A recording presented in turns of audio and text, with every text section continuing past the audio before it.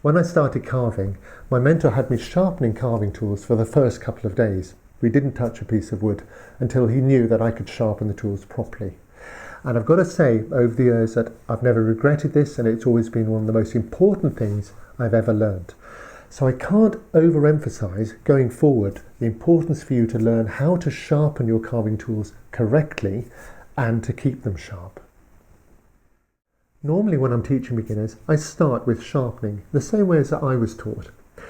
But for this beginner's course, I've tried something a little different. I've allowed you to get into the wood, do a bit of carving, a bit of cutting the wood, get a sense of carving wood right at the beginning. But I don't want you to run away with the idea that this means that sharpening is secondary to the carving. Absolutely not. Sharpening is intrinsic to the carving. And as a carver, sharpening is something that you will do alongside of your carving.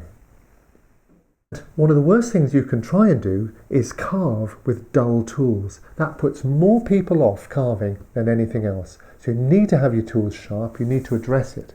And on this website we have a section called No Fear Sharpening, because sharpening at the end of the day is a skill. It's not a mystery. It's not really much more difficult than carving as a whole. So go and have a look at that.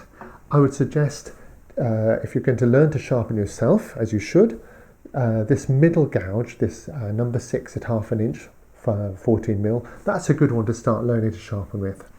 And when you've learned to sharpen your tools, really you're freewheeling and you're free to go wherever you like with your carving.